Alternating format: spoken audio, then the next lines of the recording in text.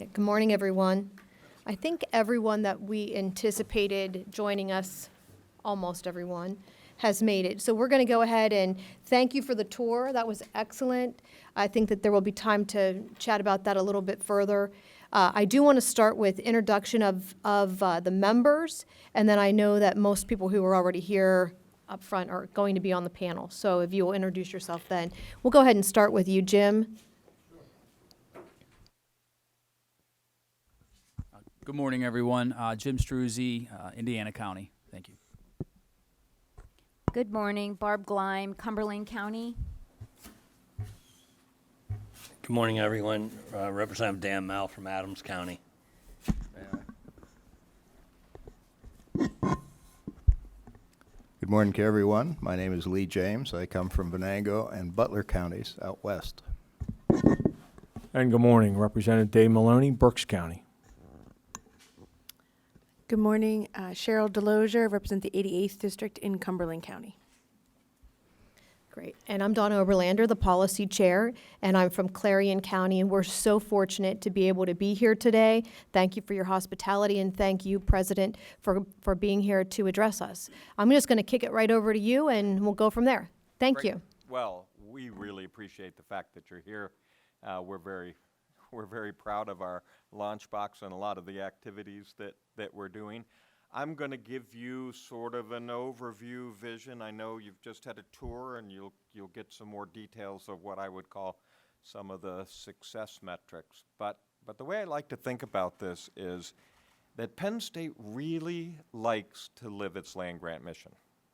And the land grant mission is really a very simple definition, and that is in service to society. So how do we think about that in this space? Well, one part of this is I would like it to be completely natural for our faculty to work to get their intellectual property into the marketplace from the enormous amount of research and intellectual capital that's in this university. And so literally, we would like it to be as easy as I need to publish that paper or teach a class to get your intellectual property into the marketplace and support the economy of this state and this nation. The second part of this is I would like students who are incredibly entrepreneurial these days to decide Pennsylvania's the perfect place to build their company, as opposed to taking their ideas to Silicon Valley. And that requires a considerable effort in its own to have that become something that's natural within Pennsylvania. And the third way that I think about this is we are, I think it's fair to say, famous for ag extension. Every county, tremendous amount of interaction. Shouldn't Penn State think in the same way as economic development extension, given all of our talents, in the same kind of mode? Well, so what I just did there in that sort of philosophy is to strongly connect community to the lunchboxes. And you heard Lee say, if we had put this lunchbox on campus, people would have said it's a Penn State thing.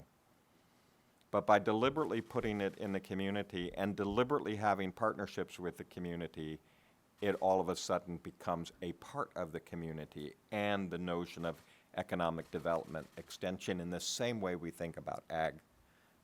So let's make it natural to get our ideas out into the marketplace. Let's make sure our students decide this is the perfect place to build their businesses, and let's think about economic development extension the same way we think about ag extension. Okay. So how are we going to do that? So I'm just sort of going to give you the flavor for the overview, because when I walked in the door at Penn State and I looked at the degree to which we could get our intellectual property into the marketplace, I basically said, no, I want to focus on this. No, I don't want a stronger tech transfer office. That's not what we're talking about here. We're talking about something that is very comprehensive and looks at this end to end. So the first part is it natural for our faculty? What are the roadblocks? Where do we incentivize people? And so we started to move dollars into areas that would help a professor get their idea closer to the marketplace. Okay, so that's one example. We did beef up the staff support that's occurring there, but we also sat there and said, okay, if someone is going up for tenure, is their contribution in patents and startups something that's incorporated in there, or is it just the publications? And our faculty senate actually weighed in that this was an important part of what we were doing. And we even created a faculty scholar medal that is associated with entrepreneurship and innovation. So normally we think about the faculty scholar medal in the physical sciences. We don't think of a faculty scholar medal in economic development. So those are just a couple of examples, but you see this notion of signaling to the folks at Penn State that we welcome this notion that they want to. And quite frankly, I had at least one dean that said, oh, you know, we're very strong in the basic fields here. I'm not sure how my faculty will react. And that faculty is one of the most active now in getting their ideas to the marketplace. It's as if everybody was ready, and we opened the door and said we like this, and off people went. Okay, the second part of this is to create visibility for intellectual property. So if I've got $970 million of research expenditures, does anybody know what it is outside of those scholarly journals? Do they know, you know, in materials research, we have Morgan that's out in Innovation Park that's here as part of this. Do people see what we're doing? So what can we do to increase the visibility? And people say to me all the time, how do I stick my straw into Penn State? And first of all, I tell them that's not my favorite analogy, because you're removing something when this is all about that ingenious power of partnership that we're talking about. So how do we partner? How do we do this? So lots of different things that are associated with just the visibility of Invent Penn State. But another example of this is the venture fair, an IP fair that we do, which people said, I don't think you can do that in central Pennsylvania. And they were absolutely, completely wrong, because this is a huge research engine here, huge creative engine here, and people were attracted to come here. But this is a more conscious effort of creating those partnerships and visibilities of what we're doing. Well, a third part of it is the ecosystem that we develop that can help people along the way. So, you know, and here's literally this thought, okay, I support, my faculty write proposals, they do incredible things, and then either it doesn't go into the marketplace or it goes into the marketplace, but it's somewhere. What is the path that helps facilitate them? And even if I create a startup and Penn State enables the startup, if their next step is $32 a square foot, they're either going to be in mom and dad's basement or somewhere else, and they're not going to do it here. So what are we doing as a community and as a university to create an ecosystem? So out of this, among other things, is born the idea of a launch box. And you saw from Lee and heard, I don't know who all you heard from, but you really saw everything from the boot camps to the hands-on exercises to the opportunities that you have. And it is open to the community. I liked a kid that I lost my cameraman on my TV show because he came up to me and he said, I love the launch boxes. And I said, well, that's wonderful. How did you know about the launch box? Well, I've had an idea all my life. And I went to the launch box and they said, you know what, this might work. And so he started to do some different things. And frankly, except for wandering around town, I haven't seen him since.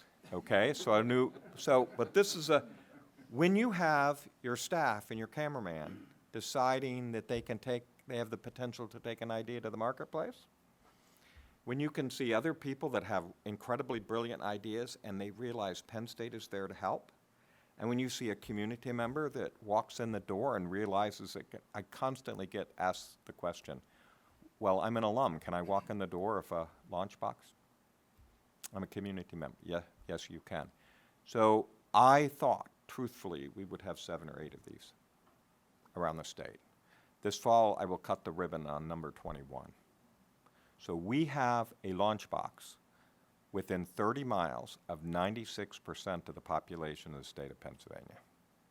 Now just think about that for a little while. Within 30 miles of 96% of the population, you can walk in the door and get advice. Every lunchbox is supposed to be a part of their community. There is no cookie cutter here. We literally tell the chancellors at our campuses, you partner with the community, your proposal won't be successful if you don't partner with the community, and you decide what your community needs. So I can be in a lunchbox and talking to a young woman who loves to bake and is getting it, and the community has no bakery, and she's getting advice on her business plan, on her hours, on what products are selling and not, on whether or not she's ready to hire an employee or whether she has to do it herself. So there is all the way from that to seeing an individual with an incredibly bright idea begin to market it nationally and internationally and attract venture capital and create something that's great that, in my opinion, not only serves society, but is likely to make them very wealthy. So this is the whole range, and it really is designed, be a part of your community. Telling every chancellor, be a part of your community. Same thing for this one. It's in the community for a reason. And this one we have to take up another level in terms of makerspace, in terms of some of the digital environment because of its success. Okay, and there are a lot of other things about the ecosystem that become incredibly important. So I'll give you an example. If I were Stanford, I would look at some of the ideas that are coming out of my university, and I would say, okay, Stanford is going to invest in that one. And they get a big return on that. The success rate for startups is not very high. If I invest, I'm willing to bet some newspaper reporter and maybe a legislator would tell me, I'm sure there's a tuition dollar in there somewhere. Why were you so stupid to invest in that particular company? So I have an example that would give you an idea of how this works. Our ag college has come up with an idea of a very high protein pasta. This sounds like a really good thing. Globally, in terms of food security, very high protein pasta is a good thing. It's made of crickets. Is it going to work? It's a little gray. Okay, so if I believe that cricket pasta, high protein pasta that will serve food needs in the nation will really work, and I were to invest $1, even if I told you it wasn't a tuition dollar, it was a different type of dollar, and it failed, would this make a good headline? And would someone say, I'm sure there's a tuition dollar in there? There is great risk for a public university to invest in the IP that's coming out when success rates are 10, 20%. Great risk.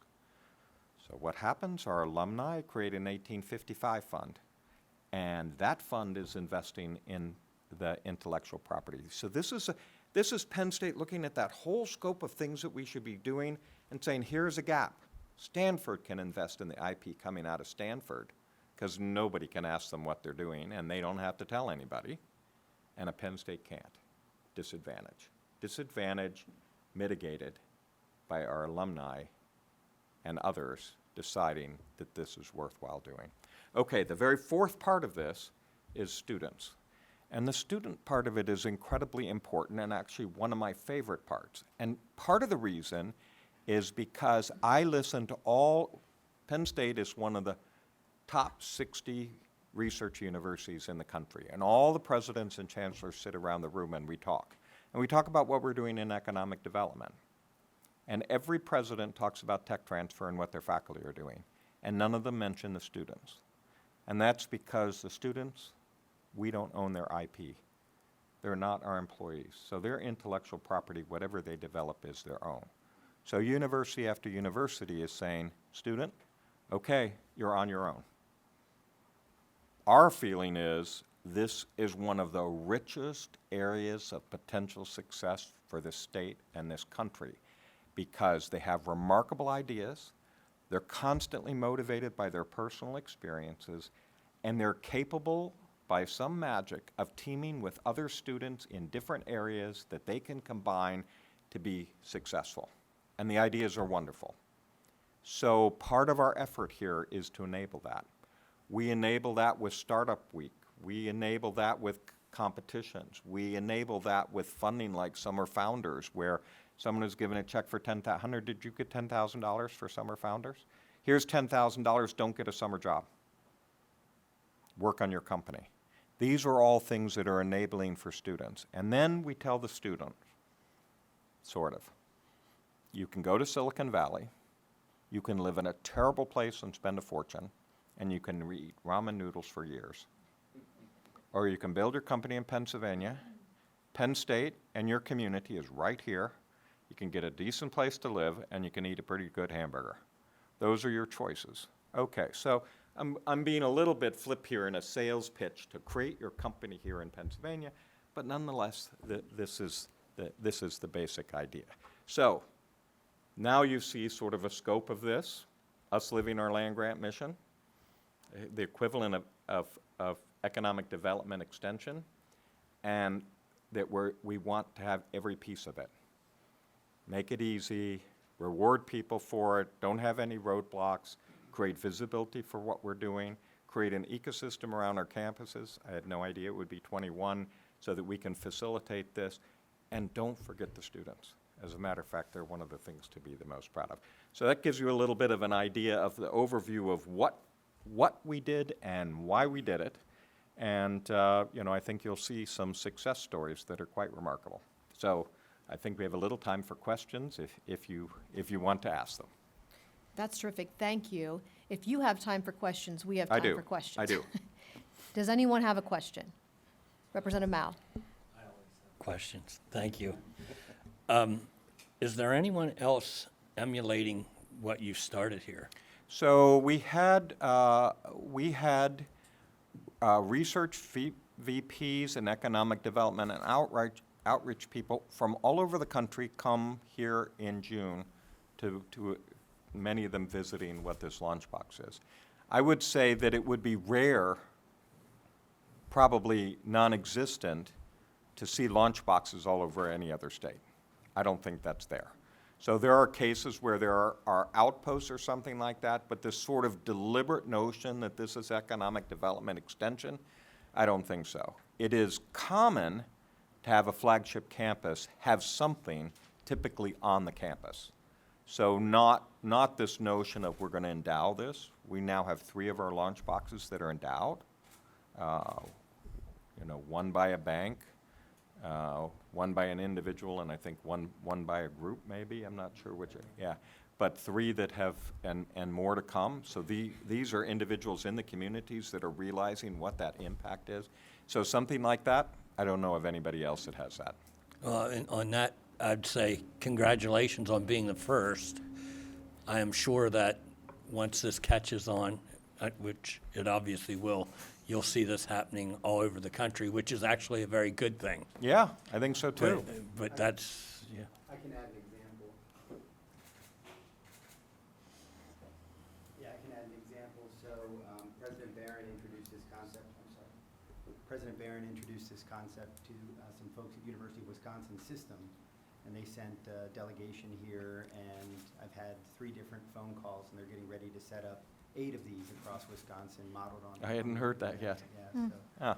that'll start rolling out over the next 18 months. They intend to emulate this at I think 8 or 9 different campuses. Yeah, and I think it's also important to reassure you that you're correct. It is best to encourage them, even if it means eating crickets, to stay here in Pennsylvania.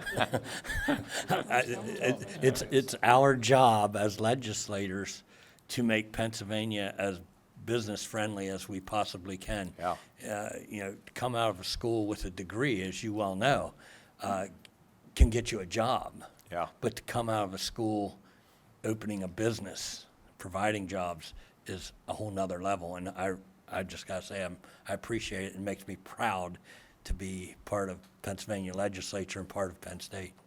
Thanks. Good. It makes me proud too. But mostly I just get to listen to the success stories at this point. I came in the door and said, I think we should go here. And everybody went there, which sort of is a marvelous thing when you're in charge of an institution to see that happen. But then I'm just constantly rewarded by the success stories over and over again.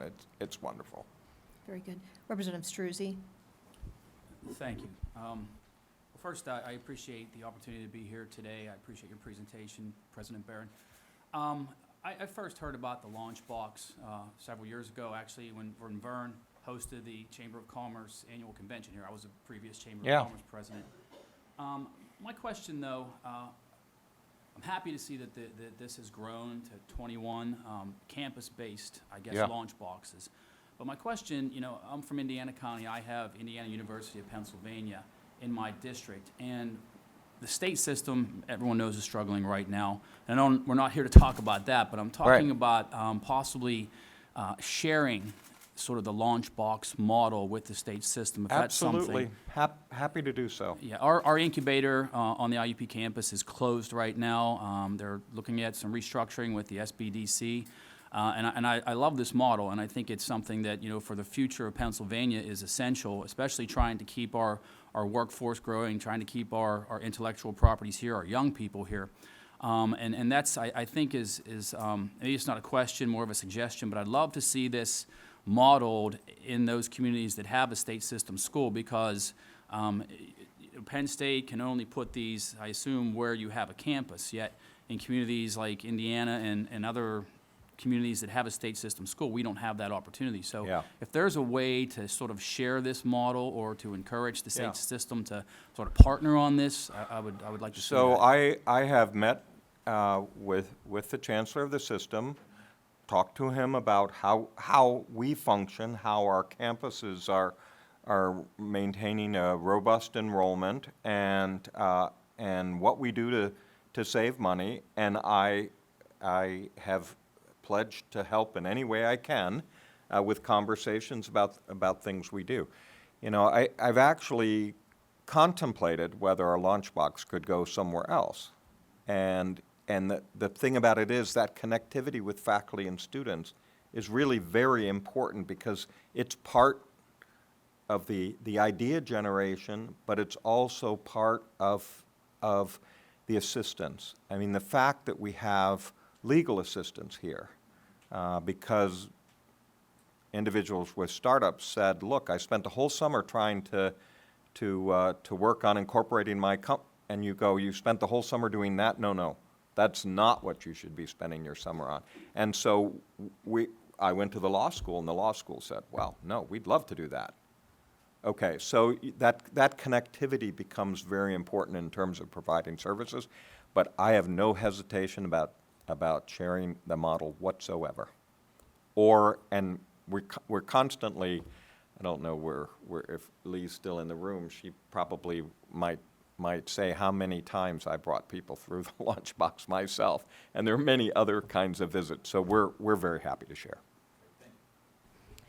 Thank you. I would just kind of piggyback on that.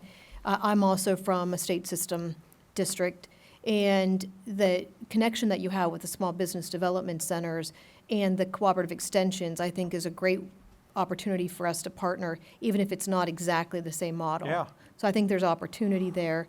And although we can't replicate specifically, I think that there's a huge potential. And remember, my chancellors sat down with community members and business leaders, and they had a discussion about what they wanted to do together. And we have consistently said, these are not cookie cutters that we're creating.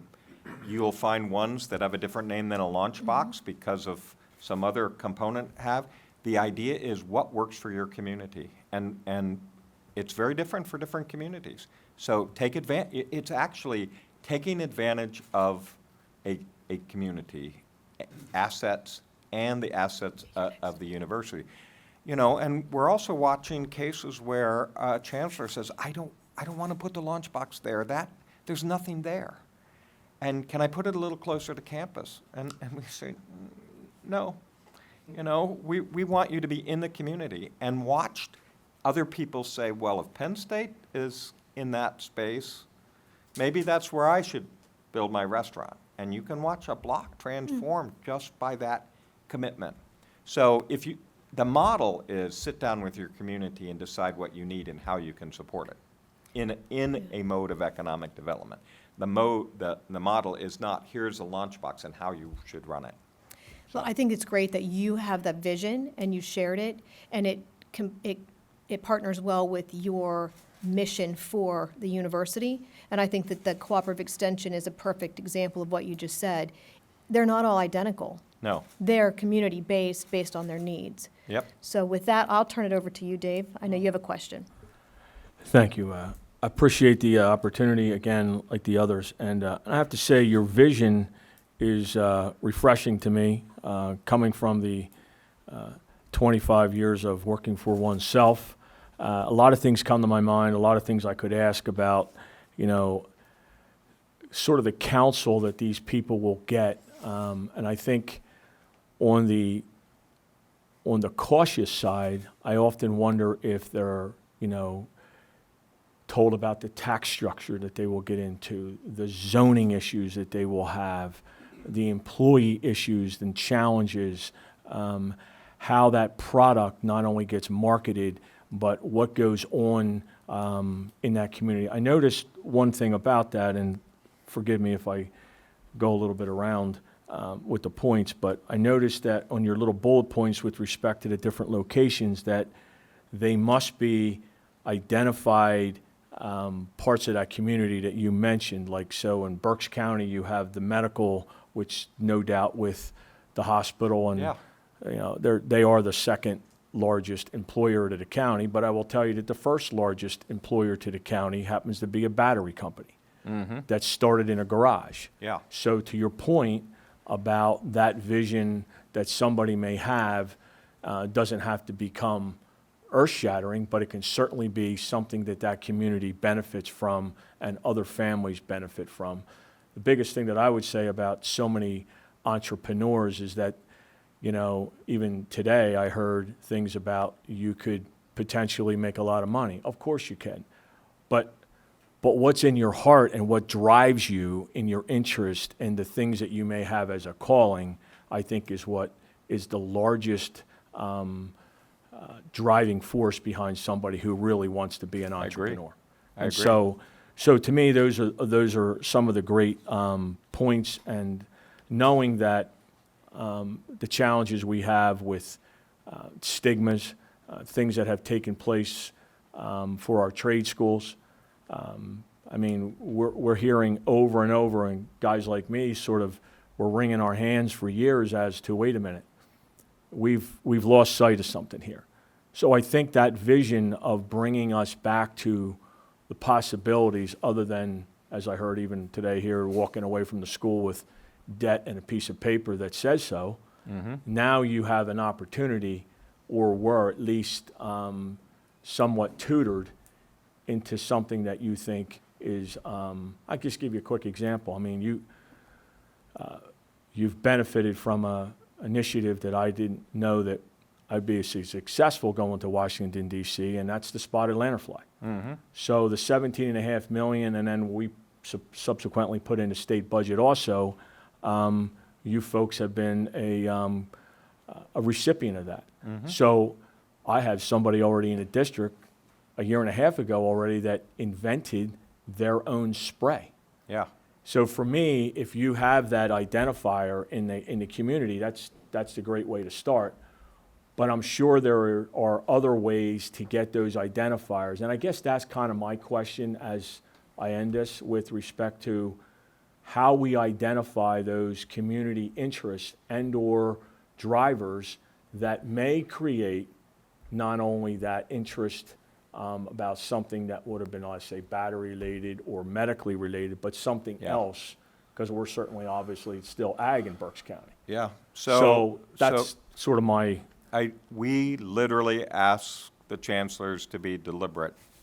Oh, you've got a cracker plant coming in your area. Are there things that you should be doing that you serve this community better, perhaps with faculty or research? You cited the health one, deliberate because of the value of the health community and what programs they have. But we can have chancellors come forward and say, look, here's the real interest in my community. I need to do X or Y to propose a, now, we have constraints on the budget. You might be surprised at how little money that we've put in so far to get launch boxes started, to give them a 3-year commitment and work on endowment and matching and things like that because of the resources that are required to do this that we don't have as we work to also control in-state tuition. But this is actually a deliberate advice to a chancellor, is find out what your community needs. And that's what I could, Yeah. sort of the Yeah, perception yeah. of that there. So, but I guess my only follow-up to that would be that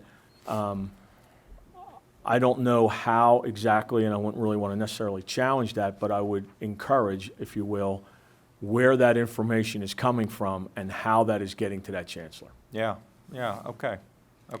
And the spotted lanternfly also, I mean, frightening as it is, Ag Sciences saw it coming, and we invested $1.5 million to make sure we were ahead of the grants, because we didn't think we could wait for the money to come in.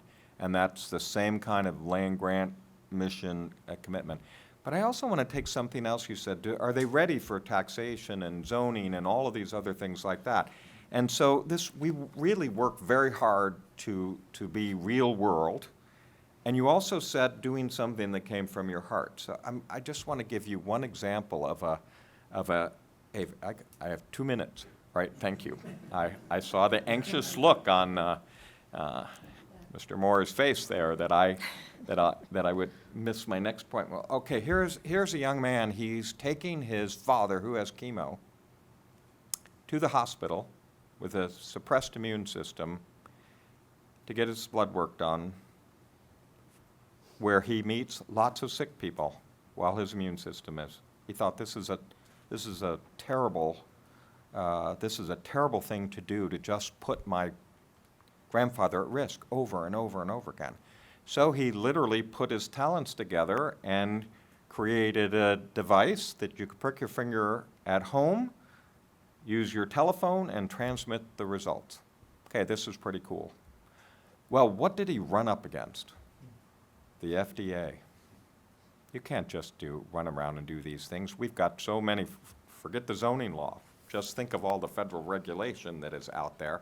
So what does he do? He all of a sudden realizes that he doesn't have the same rules for vets. And vets have to do the same thing for their pets, people's pets, and for large animals, agricultural.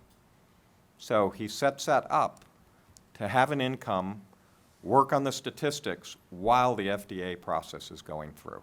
And this is literally how the students and other people are taught and engaged. Because it's so real world and hands-on, they are forced to confront all those legal issues and all those other different components, and to pivot. And there are many other examples that are in that same category where you went, oh, I got this, this, and this. This is what I do. The other thing that I found is fascinating is that companies are snapping up these kids. They're not kids, but they're just snapping them up, because this isn't someone just coming out of a class. There's somebody that's doing. So my suspicion is that no matter what the success of the company is, even though I want them to be successful, we're changing the scope of education by having students involved in these activities. And that also is incredibly valuable.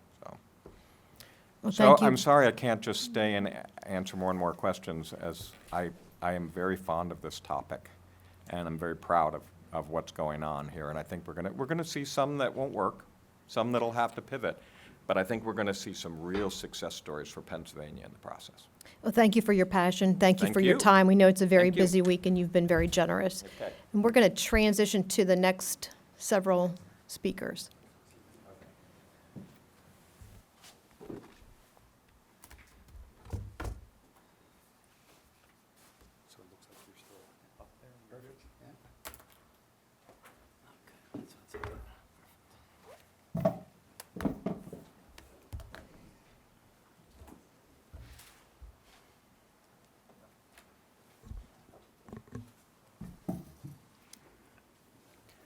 Good morning, everyone. Again, I'm James Dell'utri. I'm one of the AVPs at Penn State in the research office, and I oversee entrepreneurship programs within the context of Invent Penn State. Good morning, everyone. My name is Jeff Fortin. I lead our Office of Industrial Partnerships here. And so I will talk to you a little bit about how we connect companies of Pennsylvania and beyond to all of our assets here. And I have a few folks with me that will give you some examples. Great. So before we start, are there any questions that came out of the last session that you'd like to ask? We may be able to help. Yes? Of course. Mm-hmm. So I'm very familiar with the extension process. I was on the board of our local extension in Cumberland County for years. So this really excites me. One of the questions I had was, how do all of the launch boxes communicate with each other? And it kind of piggybacks off of what Rep. Maloney was asking. So let's just say that Dan Mal's district eats a lot of crickets, okay? So, and you have but they come into this launch box with the cricket idea, but you know that there's another launch box where their community eats a lot of crickets. Do you send that idea down to the other launch box? That's a great question, and I think it's one of the unique strengths that comes out of the way the system is set up, because not any one location needs to be an expert in everything, but we do have a responsibility to understand what the strengths are so that we can shuttle opportunities and provide high-quality service. So there are multiple ways that we do that. First, Lee Erickson, who you met earlier, she provides some statewide programming and goes from launch box to launch box, sits with the director, and basically catalogs what they're doing so that in a real-time manner, if there's a question, Lee can play air traffic control on that. But beyond that, we get together on a quarterly basis, so all the directors of all the launch boxes get together, and we move that around. So we visit different parts of the state each quarter, and we get a tour of what's happening in the community. Usually have community partners come in and describe programmatic things that they're doing. And so we each get to see what the strengths of each community are so that we can play that role. And then we've got networks that are kind of laid over top of the Launchbox network.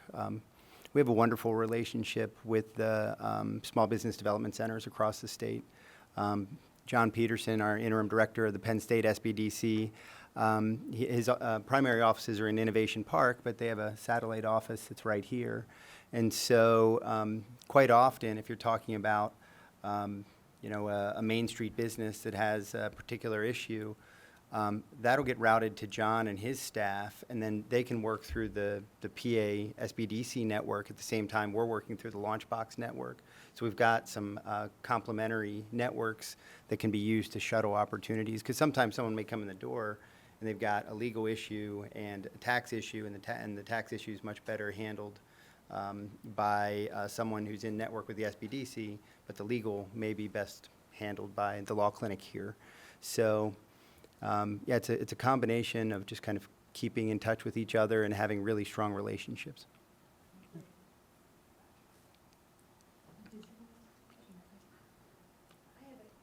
Thanks. I had a question basically about outreach in and of itself, and you mentioned how someone walks through the door and has an idea or has, what is, and Dave mentioned a little bit of like with the VOTEX and those types of folks that deal with, they're going to be a plumber, they're going to be HVAC, and a lot of those individuals are going to be their own business, own their own businesses.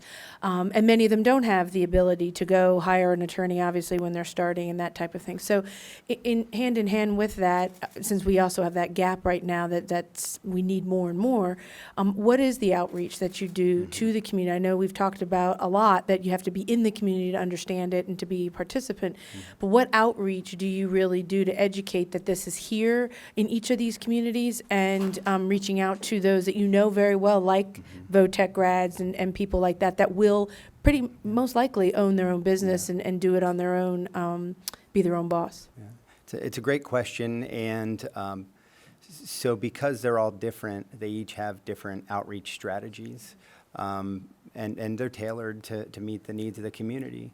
So I'll give you an example. At Penn State Du Bois right now, they were one of the more recent recipients of the grant, and they've taken the time to really work closely with the powdered metals industry, a lot of small shops that are in the area. And so their launch box will have kind of a making capability that can augment some of the product development work they do in their small business. So there, they work really closely with the local trade groups and the local EDA to make sure that everyone's aware of what's going to be available. And they've already got kind of a backlog of demand, even though they haven't got the program up and running. So each is different. They do a fantastic job up at Penn State Behrend, interfacing with the plastics manufacturers that run the whole way from Buffalo to Cleveland. They're really known as the regional experts. And so their launch box focuses on doing no-cost product development. So if a small business comes in and says, hey, we've got an ancillary product we want to explore, but I don't have the staff time or the funding to do this, they'll take a student team, and if it's 2 weeks or 2 months or a year and a half, if it's a project that has merit, they'll apply a team. Fantastic experience for the students because they're working directly with the small manufacturer. The manufacturers get a great test drive of a project manager and someone who's working in engineering. So it works out really well for their community as an example. So, and each of those, the outreach strategy is different for each of those. Yeah. Thank you, Madam Chair. Curiosity, we've all heard over the years that 90% of all small businesses fail in the first 5 years. Have anybody ever tracked what your percentages are for those businesses that start up through a launch box? Yeah. So we're just getting our statistics together right now, but it looks like we're better than the national average. And we're right now we have a survey out to all the launch boxes for the end of the fiscal year. So over the next 6 weeks, we'll be collecting that data. But what we do know is that we create a huge advantage for the companies that come through a launch box, because rather than their home equity line going to legal advice, an office space that they can't afford, and a long-term lease that isn't flexible, we're able to help them out with short-term space, legal advice, and a network of really talented people so that the team they assemble is fantastic. And then the SBDC provides fantastic consulting as well. So we think our teams are going to do better than the average team because they rely on the network of experts to a higher degree than most. So thank you for that answer. So if an existing company could be here running for 10, 20, 30 years, gets to a point where it feels as though it's stagnated, so to speak. I've always felt that young eyes are fresh eyes and fresh ideas. Those old guys they just seem to get to a point and, Speak for yourself. Would this be a suitable place for them to come? Would they be accepted to come here and say, hey, I've got this business I've been running for 25 years, but I'm just like at my wit's end. Can I be part of what you're doing in order to improve my business? Maybe, Yeah, maybe I'll take that one. So Sure. My every day is spent on helping businesses connect to our resources, for win-win opportunities. And so what we would do in a situation like that, and we do it every day, we identify, working with that company, where their challenges are and where they're, whether it's developing a new product and their competitors are outpacing them, or they don't have the technology to compete, or they don't have the trained staff to do what they need to do. And what we will do is connect them to different programs across the university. So whether it's connecting them to faculty that are doing things in their lab, researching the next generation of material that their company could put into their product mix, right? And so we'll build research collaborations. We often, we have the Learning Factory, it's called the Learning Factory, it's a great example of this. We have capstone courses, senior level engineering capstones and other capstone courses across the university, where a set of students will be assigned to work on a project for a company. That company, that. when they come in here, that project, particularly for the smaller companies, it's not just for fun, it's we need help. And so we'll have the student groups understand what the problem is. They'll work on different concepts to develop a new idea, and through the course of the semester, they'll prototype and test different concepts, and all of that intellectual property goes right back to the company. We also, and there's a really good program here at the state level, the Pennsylvania Manufacturing Innovation Program, which has been funded the last 2 years, where the goal of that program is to connect the universities in the state to manufacturers in PA to help inject new talent and new ideas and new research. And so that program has allowed us, we've had now 7 projects, we're on our 7th, where faculty from the university and their students work with companies in Pennsylvania to develop new technologies or do tech transfer out of the lab. So there are a variety of different ways. In some cases, it's learning about innovation and how to innovate again. And a lot of the cases, it's connecting to existing programs we already have to help those companies. Thank you. Thank you so much. Thank you. All right. All right. Wonderful. So I just wanted to very quickly talk in a little bit more depth about the different service models at the innovation hubs. And then I think we want to invite some of our guests who are here to talk a bit about the experiences they've had being part of this collection of innovation hubs. So we've already talked about the breadth here and the fact that these locations are primarily off campus. There are some exceptions to that. If, for example, there's an engineering infrastructure that's best on campus, like at Penn State Barron, that's an example of one that's on campus, but the vast majority are off campus. So we noticed a pattern as the proposals started to come in from the various campuses. And generally speaking, and there are some outliers here, these are the different types of activities and services that we find at the innovation hubs. So community co-working spaces, and that's the space out front that attracts all types of entrepreneurs.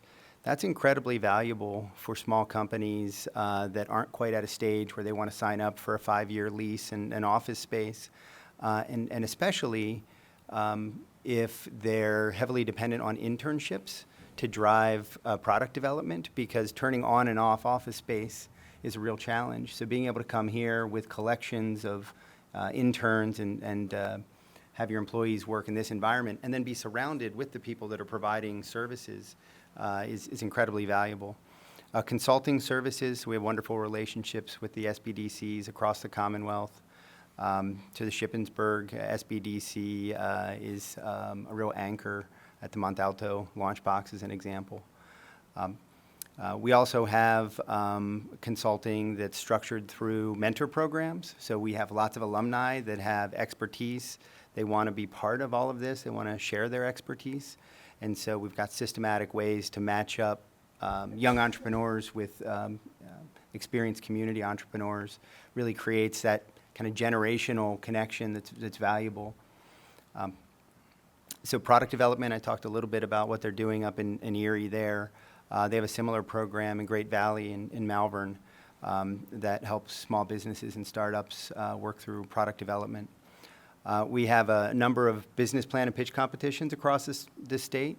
It's a great way to get people to think big, and then some portion of the students that are participating or community members that are participating, pretty soon they just can't sleep at night because they love that idea, and wild horses are going to have to be brought in to keep them from pursuing that, right? And so having some programmatic ways to get people engaged, excited, and maybe even a little bit of money for them to test their ideas is really valuable.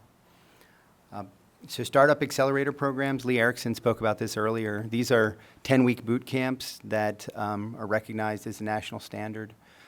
So in terms of the quality of the council, so the SBDCs, of course, have very rigorous training for their consultants, and so we're heavily reliant on that experience, and we're very thankful for DCD's annual support of that program, because it allows them to do things like intense training programs for the consultants that are working out of the launch box. For the Accelerator Programs, we have a grant from the National Science Foundation that allows us to use best practice to make sure as we're moving teams ahead, we're talking about the right things at the right time. One of the big issues with engineering-type startups is that they engineer the heck out of everything before they talk to anyone in the marketplace. And then they got to go back and they got to re-engineer everything because the product doesn't meet the market specs. So we work with the National Science Foundation to get training and retraining in that area. And Ben Franklin was one of the first groups in Pennsylvania to adopt that approach. It's called the Lean Startup Approach, and they'll talk about that later today. Their Accelerator Program's very successful. And so the question of outreach came up earlier. So youth and outreach programs are a big part of a lot of the launch boxes because it also helps building visibility with the local population that we want to see enroll. So this is an example in Allentown where there's a community entrepreneur that brings in a teen entrepreneurship camp that's coordinated by the launch box and goes into a food innovation space. So students start to see a pathway to take their food innovation to market.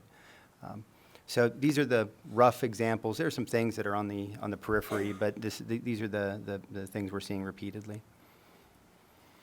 And so, where we stand in terms of as a network, so about 150 internships, and this is data from 16 through 18 combined, so these are 2-year numbers. We have the 21 innovation hubs. We had $3.5 million in external funding come in to match the university's investment in these launch boxes. 90 jobs created across the state because of the startup programs that are here. Over 1,000 entrepreneurs have received some form of assistance, either through the law clinic, working in an accelerator program, or working with the SBDC. And 72 products developed. The law clinics have provided advice to over 300 individuals and 91 teams moving through the accelerator programs. So lots of kind of community-based education, a lot of activity happening, and we're still just getting started. As you heard, President Barron hasn't cut all the ribbons yet, so we think that these numbers will improve, and especially as we become better and more well-known in our communities, we'll get more folks in the door, and I think you'll see this continue to grow. So I'm going to turn it over to Jeff to talk a little bit about industry partnerships. All right, great, thanks. So a little bit about sort of high level, my office and what we do, and then I'll tell you, I'll introduce you to a couple folks in the audience. So did you want to have your folks talk before, or do you want to do that as a discussion? I think we can do that. Okay, all right. So one part of my office is the Corporate Engagement Center, and this is a partnership across the university with university development, with our career services and our research office. And what this team does, this is a team of about 8 folks, and we work with companies from Pennsylvania and from all over the world to connect them to our resources here, to identify their needs and to make matches between what may be a research opportunity, student engagement opportunity, building a brand on campus, solving a problem, and a talent pipeline. I'll go into a little bit more detail later, but that's one team. Mainly they work with larger companies that do a significant amount of research, like a GE or Siemens or Lockheed Martin. These are some of our large corporate partners here, and they spend a lot of time here on campus, and they recruit a lot of students, and they sponsor a lot of research. Another group here is called PennTap, and this PennTap's been around for a long time in different forms, but PennTap works primarily with small and medium-sized businesses across the state of Pennsylvania, providing technical support. And you'll hear from Tana, the director, and she'll give you a brief overview. In every one of these projects where we support these companies, there's students involved. Whether it's a class or whether it's a hired student, there's students out in the manufacturing environment supporting energy audits, environmental studies, et cetera, for these Pennsylvania companies. And then the last piece I want to mention, which is an important asset for everything that Dr. Barron's talked about and what we've talked about, is our innovation park. So this is a 118-acre business and research park that sits on the northeast side of campus here. We've got large companies that have a presence there, like Siemens and BASF, and you'll hear from Morgan Advanced Materials, to startups in our incubator. So we have one building called the Technology Center. We have approximately 25 startups at any given time in that building. Many of them were graduates of the accelerator programs out of here.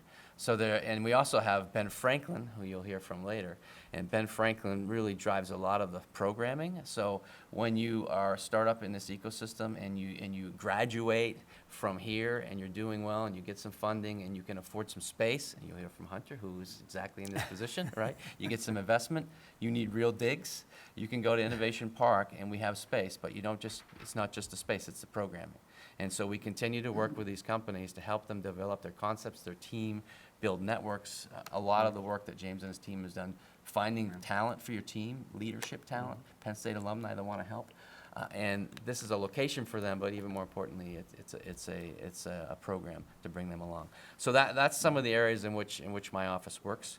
If we go to the next slide, why do companies come to Penn State? What are they interested in when they come here? Across the top, you'll see they have technical interests, right? So we do 900, like last year, our research expenditures were $927 million. Last year we were number 22 in the nation in how much money Penn State spent on research. That's a lot of research. There's a lot of technology there. There's a lot of opportunity to take that technology out to market through either a startup, which we've heard a lot about, but also to be working with existing companies that need that technology. Back to your question, right?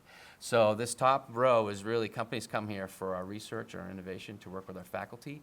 We have easy ways for them to engage with faculty. We have contracts that allow them to sponsor research and quickly get results.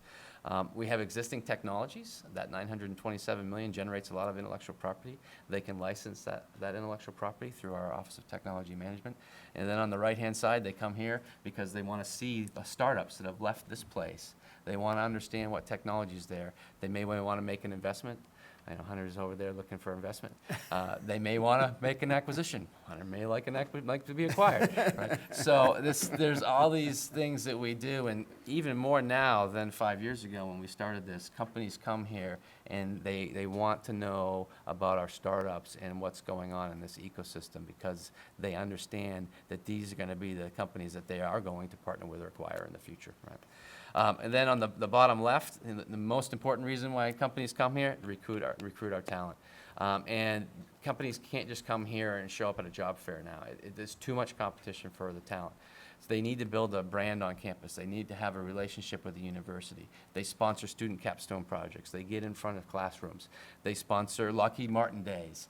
They want to be engaged. They want to provide funding for women in engineering, so that these students understand what they stand for and that they can build a pipeline of talent to come to their companies, because it's really, really challenging, particularly in the digital area, in cybersecurity, cyber science, big data. Every company comes here and says, we're having trouble getting talent, help us. Over on the far right-hand side, it's about training your existing staff, executive education, workforce development, and we will help them connect them to our programs that we have here, whether it's executive programs designed specifically for them or it's our World Campus online programs. And then in the lower middle, philanthropy, and it's really strategic philanthropy. It's these companies taking their dollars and providing gifts and endowments to the universities to support their efforts for all these other areas that I just talked about. And then lastly, just a little bit of data on the last slide here, just Pennsylvania focus. Now, so we work with companies across the U.S. and across the world, but we also work with a lot of Pennsylvania companies, and it's a big part of our land grant mission. So this is just to kind of give you an idea, color coding here. We worked on this earlier this year. It has a few years' worth of data, but this is the number of companies by zip code. The darker the color, the more companies that we have engaged with supporting either research, technical services through PennTap, or that have come on campus to recruit our students. And so you can see just about 600 companies that have engaged on over 1,200 projects in the last 5 years. And those kind of projects could be a student project, it could be a research project, it could be a capstone project, a whole variety of ways that we engage with these companies. Almost 600 companies supported by PennTap, and you'll hear a little bit more from Tana on what that means. But all these companies, all these projects, student engagement, and the companies in Pennsylvania getting support that's free to them. This is free to them, sponsored mainly by the federal government. And then you can see all the companies that recruit on campus, and this number continues to grow. Although we're doing more and more virtual recruiting, companies will be recruiting our students from the privacy of their office, and we're doing a lot more of that. So that's just kind of a little bit of how we engage with companies. And it's a broad range from small startups, like Gilson Snowboards, you may have heard about. They're a snowboard company here in the state. We've helped them with small problems that help them with their manufacturing, to the large companies like PPG, who also are Fortune 500 companies in the state. So it's a whole wide range of companies that we work with. All right. Questions? Yep. Representative James. Thank you. Gentlemen, about 15 years ago, a little term called nanotechnology hit the streets and began to get some public recognition. I think Michael Crichton even wrote a horror book about it. You may have read it. Is anybody working on that anymore? Because it seems to have fallen off the charts. Yeah, that's sort of mainstream to some extent now. You're right. There was a lot of hype about nanotechnology. I think it was overhyped. Actually, both of us actually worked in that field as graduate students. A few years ago. We have a nanotechnology facility here at Penn State. We are actually funded by NSF to do some of the leading research in the country on atomic, so single layer atoms being arranged on a substrate and a surface to provide electrical benefits. It still exists. There are products out there on the market that are true nanotechnology. James actually worked with a startup based on nanotechnology, so maybe you can hit on that a little bit if you want. Yeah, and just, no, the company was acquired and integrated. Yeah. So that's the path that most Some of these success. went. Some of them you gave up, but, so just a bit of background. So Jeff, before he joined the university 4 years ago, he was an executive at GE and worked in Lewistown. And then I was, before Penn State, I worked for a spin-out company from the university that was focused on commercializing nanomaterials. And so what happened is, I think each company ended up starting with doing a million things, and eventually only one of those created real value, or you found the right product market fit. And then eventually who you're working with just acquired you, and you became part of their integrated process. So the company we were with, we were doing antimicrobial silver technology in Bellefonte was where our manufacturing site was, and that company was acquired by a Pittsburgh company and still does its manufacturing in Bellefonte. So I think that the number of named nano companies is probably a lot lower than it was 15 years ago, but I think the volume of that technology that's occurring inside of existing companies is way higher. So. Representative Struzzi. Thank you. As you talk about investing grant money and significant Pennsylvania resources into the Launch Box and these other programs, do you track how many students, startups stay in Pennsylvania once they get through the program? We do, and I think that was on here. So no, it's not on this slide, but we do. So yeah, we look specifically, the marker we look for is if a Launchbox company has graduated and then signs a lease in the community. Okay. And so we do monitor that, and I do have some aggregated data, and we'll have more in another 2 to 3 weeks when we get our surveys back. But we do look for that because we recognize that there's a brain drain, and culturally a lot of young entrepreneurs, they assume they've got to move to the Bay Area or Boston if they're going to make it happen.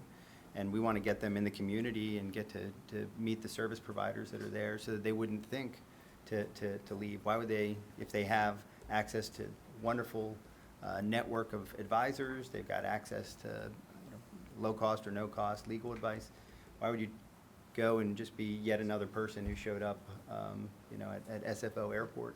So we're tracking that as a marker of success, and we use that a lot in our messaging with our teams, as President Barron said. Great. And then just a general question, maybe for both of you.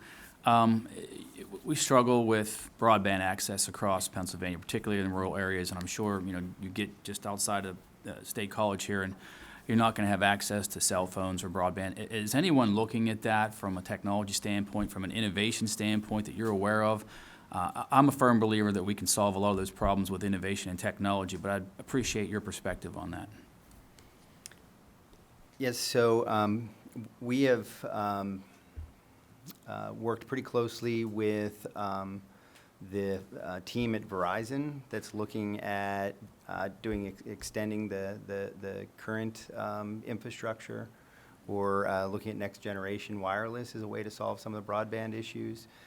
In fact, one of the things that's pretty exciting is universities redeveloping a building that's end of life here in downtown, and we're going to move the launch box there in a number of years. And Verizon's actually interested in coming in there so that we can make that a test lab for more technologies that address the broadband, where the entrepreneurs that are working there would have access to the new broadband technologies and some of the low latency next-gen broadband that's intended to come out. So we're working with large partners. We haven't seen any students come through the door that have cracked the code yet on how to do that. And then, of course, Sherry Collins, who used to be at DCED, is part of the new task force, and I know that she's looking at that quite a bit, but I don't know what the current plan is there. And I also say from our research side, we have a number of research institutes here. Institute for Cyber Science and Materials Research Institute are two of the ones that come to mind when you talk about these kind of technologies. And we do have work going on in advanced materials development for next generation communication devices, as well as AI and machine learning and so forth. So I don't know exactly how it would fit into the next generation of broadband, but there's a pretty serious amount of research going on in this space here. Thank you. I would just add that we will be having a hearing on that. And in conversations that I've had, the technology is changing so quickly, I do believe we're going to find a solution. With that, did you have a question, Representative Maloney? Yeah, please. Thank you. I appreciate this. I have to say I was listening pretty intently to some of the interactions and some of the questions.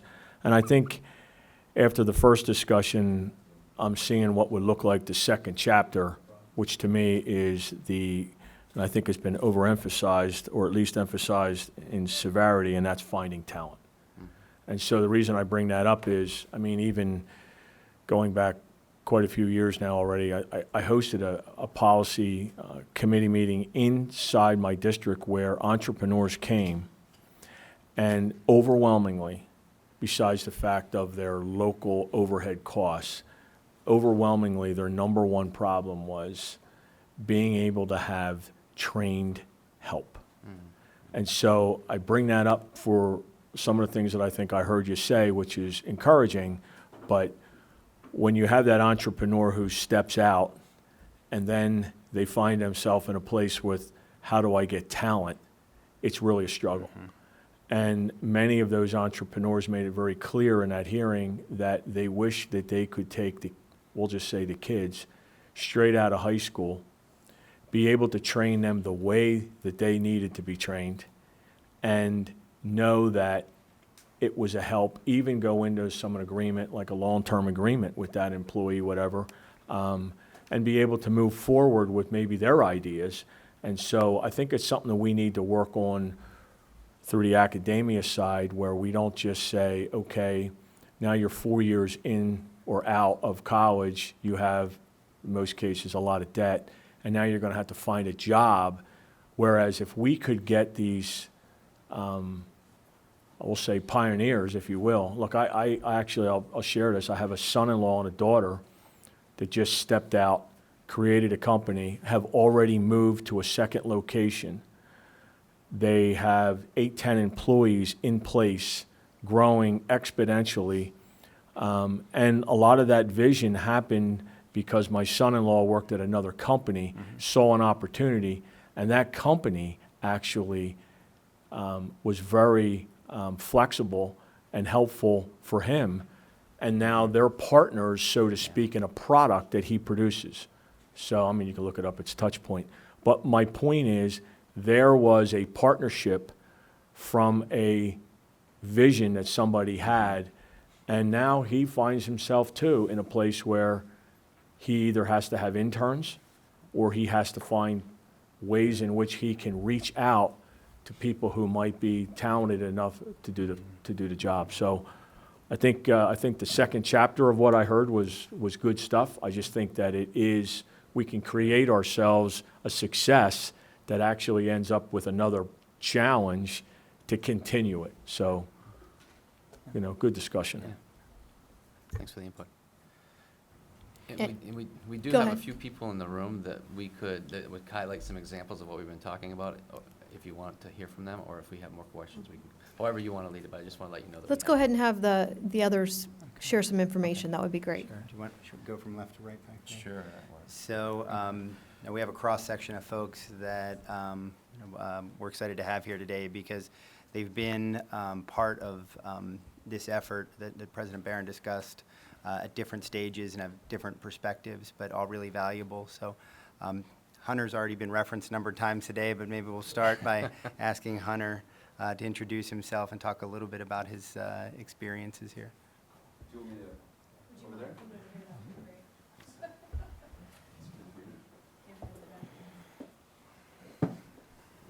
Is this on? Awesome. So my name is Hunter Swisher. I'm the CEO and founder of a startup company called Phospolutions. So I am a State College native and an alumni 2016 graduate out of the plant science program here at Penn State. And I had the opportunity to commercialize 2 patents that I licensed out of the tech transfer office here at Penn State while I was still an undergraduate here at Penn State. So real quickly, our technology, basically we have a material that we use to enhance the efficiency of phosphorus fertilizer. And our second generation of that technology that we've advanced it to inside our company has been actually using that same technology to capture phosphorus from areas where it's being discharged in the environment and recycle it back into agricultural production as a fertilizer, proven not to end up back downstream. So I could sit here and probably talk for hours about all of the things that both these 2 gentlemen and Dr. Barron had spoke about today, because I would say my reputation around here has been the biggest abuser of all of these resources throughout the inception of this company. And User, not abuser. User, abuser, and everything in between. So my story really starts because I was an undergraduate, and I actually took a class by the professor who actually developed this technology over the last 20 years. So being an undergraduate student, I was very interested in starting a business, and I didn't have any idea where to start. I am very technical by training and therefore needed to kind of catch up on all the things needed to start a business. So the first thing I did was approach my advisor, who kicked me to a guy within the College of Ag who manages a business pitch competition called Ag Springboard. And although we did not win, it kind of catapulted me into this entrepreneurial route. From there, I was an alumni of the Launchbox Accelerator Program, and also a Summer Founders recipient. So you heard Dr. Barron talk about there is no better way to motivate a young individual than handing him a $10,000 check and a free summer to work on any idea that he has. And so I kept checking these boxes of validation to keep pursuing this venture. Went into Ben Franklin and went to that second stage tech accelerator where we had to dive into some pro formas, things that I was not exposed to in my technical degree. Tried to start looking at how we're going to price a product, sell a product, enter the marketplace, and raise some money. And from there, spun out of tech accelerator and was able to license the 2 patents quickly before I graduated. From there, we were actually housed out of the Launchbox, so we hired a bunch of interns and worked out of that kitchen for quite some time, and really was the true bootstrapping startup experience. And then from there, we took in some local angel investment and started raising some capital and hiring some full-time employees. And then we established some pretty big relationships with some big international players. So we have we're very proud of our partnership with BASF. And some other very large folks that we work with, that then spun into raising more money. So we're very proud to announce that we just recently closed a Series Seed investment where both Ben Franklin is a participant in that round, as well as 1855 Capital. And then we actually brought in some strategic corporate venture money. So we brought a fertilizer company out of Ohio. So we're bringing that Ohio dollar into Pennsylvania here. And their corporate venture arm co-led our round of investment. And now we're in the job search, so hitting on your topic, bringing talent to Pennsylvania. So we are currently hiring 2 big executive level positions, both of which are actually out of state, likely going to be relocating to State College to work. We're housed up at Innovation Park in that incubator space. We just outgrew our office and are now getting more than doubling our needed space here this year as we go to wrap out this year with about 12 full-time employees. hopefully looking towards 20 next year. So that's my story. I think that was the quick synopsis, but I'd love to offer the opportunity to answer questions if there's anything you'd like to dive deeper into. How does your product work? Yeah, so we basically, the non-technical pitch is that we basically have a sponge. It's a mineral-based material that does a really good job at chemically adsorbing phosphorus out of all sorts of waste streams. So we basically bind up that phosphorus, and then it does a really good job at releasing it at a very controlled rate as a fertilizer in the soil. So you work with sewage treatment facilities? Sewage treatment facilities are something we've kind of put on the back burner. We're focused on opportunities like aquatic management, so cleaning up areas where the algae outbreaks are occurring, trying to find locations where there's a high density of phosphorus being discharged. That's everything from animal operations to aquaculture to industrial effluent to sewage and other wastewater. Where do nitrates fit in? That seems to be the one we hear most about down in Harrisburg is denitrification. Yeah. Well, I don't hear a whole lot about phosphorus, which Yeah. I'm sure it's an issue. Yeah, so- and it can be reused, but can you do this for nitrates? It would So- save us a ton of money. Our product does not work on nitrates based on the chemistry. In terms of the problem, nitrogen is much more abundant, but phosphorus is actually the limiting nutrient in these water quality issues, so it's needed in 100 to 1,000 times less concentration to cause an algae outbreak than nitrogen. So phosphorus is truly the problem. It really depends on where you are as well, but we've stayed extremely focused on phosphorus as that's a big enough problem on its own. The numbers we like to use is that we apply about $4 billion worth of phosphorus fertilizer every year as a country. We spend more than $5 billion cleaning it up once it enters the waterway. So our focus is we see that's a pretty big market opportunity alone in phosphorus, although nitrogen is also an issue. Have you thought about going in that direction in the future? I've thought about a lot of things. I'm sure you have. But talking to James, we found one thing that's stuck in our company being named Phospholutions really gets me in that bucket of staying honed in on phosphorus. How many employees do you have so far? So we are, like I said, we are going to be at hopefully 12 as we wrap up the year. And that's full-time employees, most of which are either Penn State alumni or located in Pennsylvania. You manufacture here in PA? So the beautiful thing about my business model is I don't manufacture a thing. So we outsource manufacturing and we outsource distribution. So I basically shift paperwork for a living. Okay. Are your manufacturers located here in PA? No, but we use a tolling company to bag our product in Pennsylvania. So no, at that I understand. point. Break Thank you. down your 12 employees, say marketing, sales, break that down. Yeah, so we have this luxury of being venture-backed now, so we have quite a bit of focus on growth, and that's both in terms of revenue as well as in terms of development. So I would say we're definitely heavier on the sales and marketing side of things, but we do have some R&D initiatives in-house and some back-end folks to support that sales force.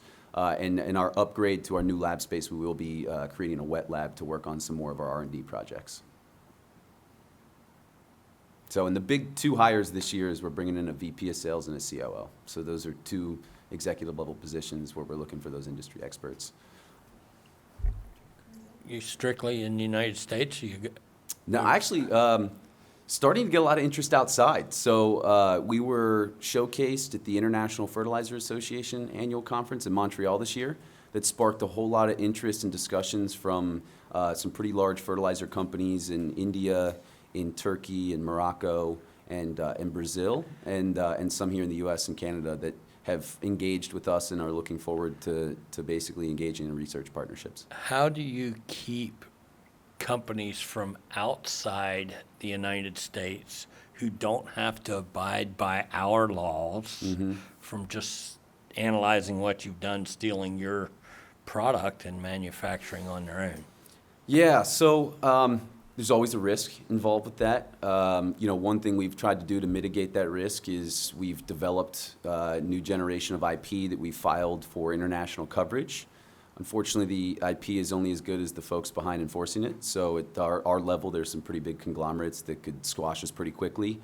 So our approach has been let's engage with them as early as possible. Let's get them to be engaged in watching our success and foster that success rather than compete. You partner with them. Partner, correct. And in that point, we're also setting ourselves up for a potential acquisition or exit at that point as well. So we've actually Gonna cash out, are ya? we've welcomed that engagement and look forward to it being part of our future success. Well, thank you. Good luck to you. Thank you. All right. I just thank have you, a question real quick. So the phosphorus thing fascinates me on many levels because I know the ag industry actually has been under attack as to what is put into the Chesapeake Bay, what happens with some of these streams. And so you're capturing, as best that I can tell, you're capturing that actually composite-wise, changing it over to a fertilizer, Correct. correct? Yeah, so we look at the process of remediation or treatment for that phosphorus issue as unfortunately being a financial burden to most likely being the state or the farmer. And unfortunately, farming gets the bad rap in the phosphorus problem. It's much grander than just farming. And so what we've thought of is really that capturing process is really a manufacturing process for us. Right. So we make our fertilizer in the process of cleaning things up. Right. And so we make a little bit of money in the process of cleaning up, and we're much more competitive because really we're interested on the back end revenue stream of reselling that phosphorus as an enhanced efficiency fertilizer. So how is that applied? How is the fertilizer then reapplied as your product? So we use this mineral that is insoluble, so it basically acts as a filtering substrate. And that filtering substrate is just removing the phosphorus as that waste stream is being put through it.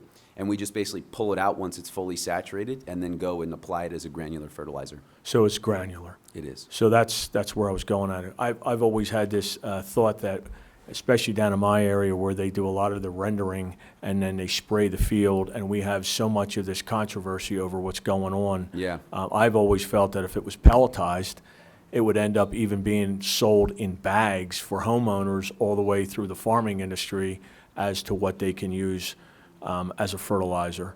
And I just give you this one little tidbit of I think is tremendous information on how this can work across the world.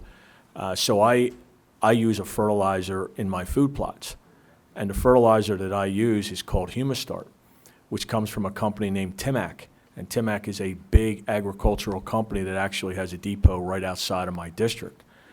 And that product is mined out of the English Channel because of the substance that's in that, the high value of fertilizer, but they're limited to how much they can take out every year to then produce worldwide into a product, which actually supply and demand drives that price up.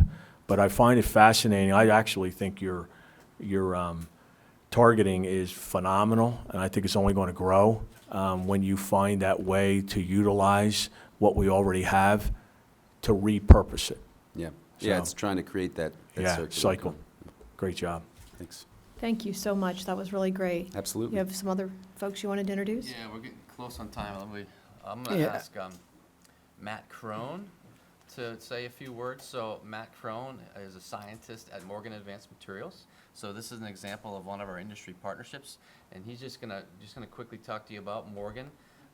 They're a UK-based company. He's gonna tell you a little bit about the presence in Pennsylvania and what we've been doing with them here at University Park. Thanks, Jeff. Yeah, Jeff said I'm Matt Crone. I work at Morgan Advanced Materials in their new Carbon Science Center of Excellence that just opened about a year ago. I think Jeff's slide, you had 6 areas, and I think all of those highlight why Morgan chose to be here. But Morgan is a UK-based company. They have 7 manufacturing sites in Pennsylvania. About 2 years ago, the CEO, or 3 years ago, decided to start reinvesting in R&D. And so they opened 4 Center of Excellences. We're the 4th. We're different. We're a little different in that we're located, co-located with the university. So all the other sites are at manufacturing sites where they took the R&D centers and made them into COEs. We're a little bit more of an experiment. They decided to put us here at Penn State because it's within, I think, 5 hours of 95% of our carbon manufacturing in North America. And there's just a lot of opportunities within Penn State. So just for a few examples of those is we're working closely with a lot of the students, so we're looking for areas we can collaborate with the faculty. We've applied for one of the PA manufacturing initiative programs, which was granted. So we have a student, a PhD student, that allows us to fund a PhD student to do some work on nano-based materials for improving tribology. We're hoping to take that technology and push it back into our manufacturing sites, like in St. Mary's, where they produce seals and bearings to help improve the product and give us distinct competency differences. We also get access to, or we are allowed to work on and use some of the world-class characterization equipment that's here, so that's huge for us. We employ, right now, 11, I think we'll soon be 15, high level of, I think 10 of the 11 are PhDs, either in material science or chemistry. And then we're also hiring bachelor's levels and technician roles doing laboratory work. We're housed out at Innovation Park in a new building. It's a very beautiful space. We always have anybody come visit us that wants to come out and see. But, I mean, that's just a little bit of a summary. If there's any questions, I can take any questions. Any questions? Thank you very much. Great, thanks, Matt. You used a lot of words that I didn't recognize. Anyone else? So we're right at noon. We have Tana Pugh from PennTap and John Peterson from SBDC here. We mentioned them earlier in our comments. So leave it to the committee to decide whether or not they want to move on to the next presenter or not, but they're available. Okay, so I know that we have a working lunch. Is it maybe possible that we could have a conversation with them while we're doing that? That's a great idea. Perfect. All right, let's do that. We'll go ahead and take this break, grab some lunch, use the restrooms, and move on. Thank you. All right, thank you.